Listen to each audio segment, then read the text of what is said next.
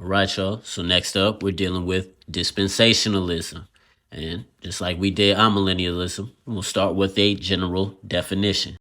Paul Benoit provides a thorough definition of dispensationalism, from which I will draw several key elements.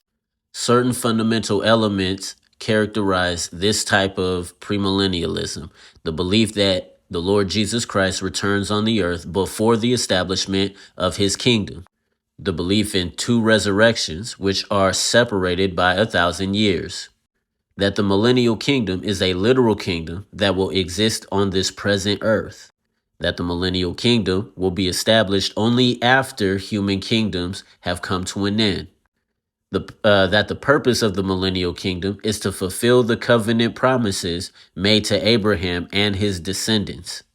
Premillennialism thus gives a much greater place to the nation of Israel than the other major millennial views. Additionally, Ed Heinzen and David Hawking note that in one of the great surprises of the apocalyptic drama, Satan is loose from the abyss after the millennium. Mankind rebels against Christ despite the blessing of the millennium. The final revolt is the ultimate proof of human depravity. Unredeemed minds will tolerate Christ's rule, but they will not bow their hearts to him. We must be aware, though the average dispensationalist is not, that dispensationalism is not monolithic and has undergone alterations in interpretation. In fact, a new form of dispensationalism arose in the 1980s to shake the very foundation of the classic dispensationalism. Progressive dispensationalism is what it's called. This newer position has yet to capture the large installed dispensational audience and is, in fact, vigorously resisted by classic dispensationalists. In that the more recent progressive dispensationalism is not widely held and is very similar to historic premillennialism, I will focus on the more classic form. All right, so let's check out the descriptive features. Number one, redemptive history is divided up into 7 categorically distinct dispensations, wherein God works with men under each dispensation in different ways, hence the name dispensationalism. 2, Christ offers renewed Davidic covenant or kingdom, an earthly political structure to the Jews in the first century. They rejected it, leading him to postpone it until the future. I mean, that's pretty creative. Number 3, the church age is a wholly unforeseen and distinct era in the plan of God. It was altogether unknown to and unexpected by the Old Testament prophets. 4, God has a separate and distinct program and plan for racial Israel as distinguished from the church. The church of Jesus Christ is a parenthetical aside in the original plan of God. Number 5, the church may experience occasional small-scale successes in history, but ultimately she will lose influence, fail in her mission, and become corrupt as worldwide evil intensifies toward the end of the church age. So number 6, Christ will return secretly in the sky to rapture living saints and resurrect the bodies of deceased saints. This is the first resurrection for them. He is removing them out of the world before the great tribulation. The judgment of the saints transpires in heaven during the 7-year great tribulation period before Christ's bodily return to the earth. Number 7, at the conclusion of the 7-year great tribulation, Christ will return to the earth in order to establish and personally administer a Jewish political kingdom headquartered at Jerusalem for 1,000 years. During this time, Satan will be bound, and the temple and sacrificial system will be reinstated in Jerusalem as memorials.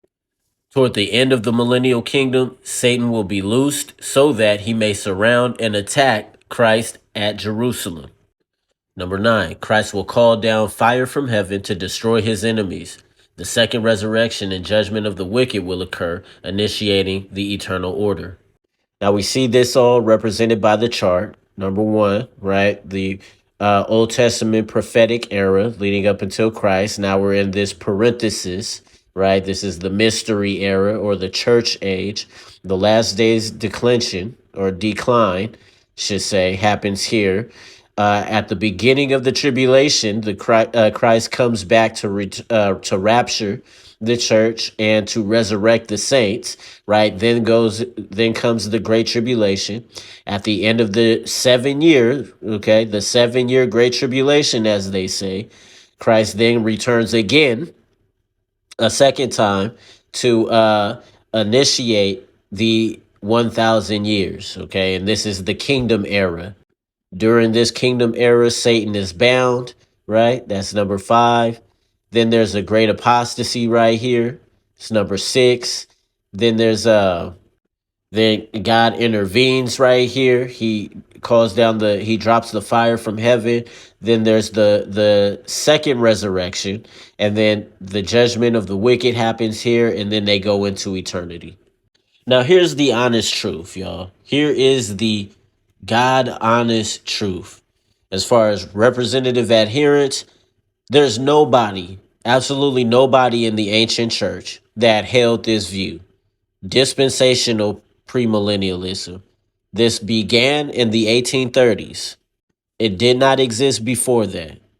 There is evidence for early Christians who held to amillennial or no millennial. There's evidence for historic premillennial early Christians, but dispensational premillennialists. There's no evidence that any early Christian, ancient church father held to a dispensational view of eschatology. But if you want to know who is a proponent, who is an adherent to the dispensational view in our time, in our lifetime, here you go. Gleason L. Archer, Charles Baker, Charles Lee Feinberg, John S. Feinberg, Paul D. Feinberg, Thomas Ice, somebody I really don't like, Norman Geisler, Hal Lindsey, Walter C. Kaiser, Tim LaHaye, you know what I'm saying? Robert Leitner, John MacArthur. Now, I like John because he's, as a megachurch pastor and to be a reformed megachurch pastor, you know what I'm saying? He really preaches the word. You know what I'm saying? Now, as far as his eschatological views, obviously I differ. You know what I'm saying? And a bro of mine asked me, or he told me, yeah, John MacArthur is a dispensationalist. And I was kind of like, I don't care. You feel me? Like, I don't really care for John MacArthur like that. I don't look to John MacArthur as like someone that I derive my theology from. I am a big fan of this Legacy Standard Bible, though. Anyways, J. Dwight Pentecost, Charles C. Ryrie, another guy I'm not really into. Robert L. Thomas, John F. Walvord, sorry, Warren W. Wisebury, Wiersbe. I don't know how to pronounce that. My bad. Roy B. Zuck. It's another one. And these are their books, y'all. So go ahead, screenshot this. Go to the one before that, screenshot that. So if you really want to dig into this, here are their books. This is what they have written on the subject.